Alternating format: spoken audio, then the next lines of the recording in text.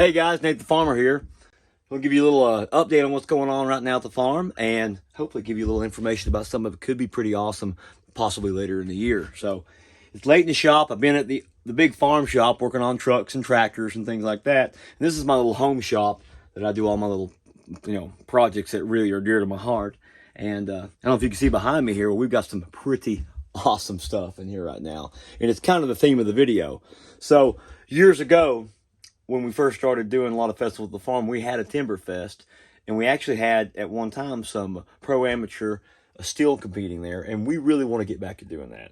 So we're in the process of putting together a program to try to get a lot of these amateur and possibly professional arborists and timber competition enthusiasts, either from the colleges or on, like I said, amateur or pro level, get them down to the farm and have another timber fest. We really want to promote positive thinking when it comes to forestry management and logging, because these folks work their butts off. They're good people. They take 99.9% of these guys bust their butts to make sure that what they do is clean, proper, and they really represent some of the hardest working, amazing people in the culture of the U.S., North America, across the planet. Okay.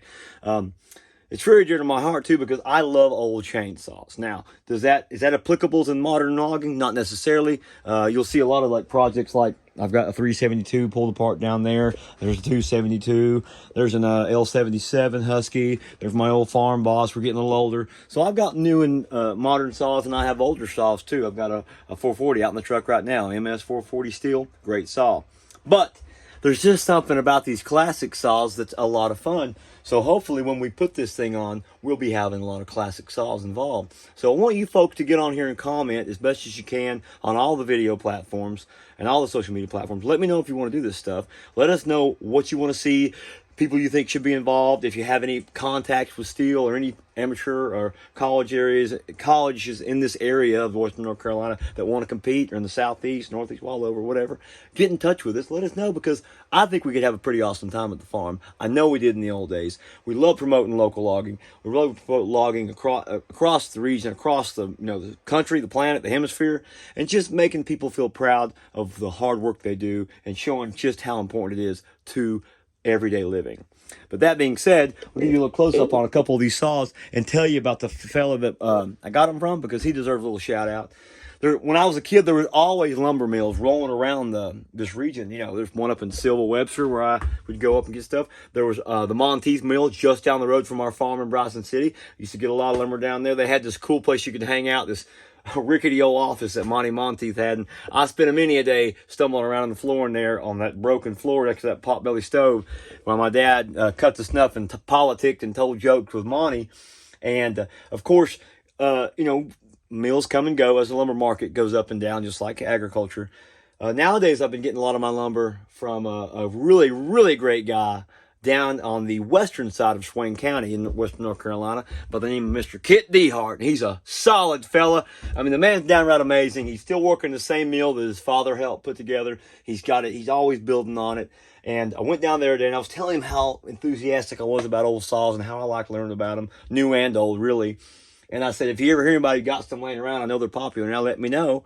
And he kind of chuckled and grinned and started telling me about the old Home-A-Lot gear drive saw that he had. They used to cut off a lot of the ends of the pulpwood truck, or just do cut-offs with when they trimming logs and cants and things in the lumber mill. Talking about how that thing was so powerful, it would just pull you right over a log if you didn't really hang on to it and know how to operate it. And I said, well, I'd love to get my hands on one of those one of these days. You ever hear anybody that's got one, man, let me know. And he kind of he grinned a little bit, and just that little Kit Dehart smile that gets on his face, which I love. And when we got done loading the lumber, I went down there to get to work on the market. And he said, come up here in the attic. I want to show you something. We went all the way back in the backside of his mill, past the circle saw. And just being in that mill experience, I recommend you go to a mill at some point for a rough cut lumber mill. It's just so much fun to be there. And he walked me upstairs, and he said, there it is.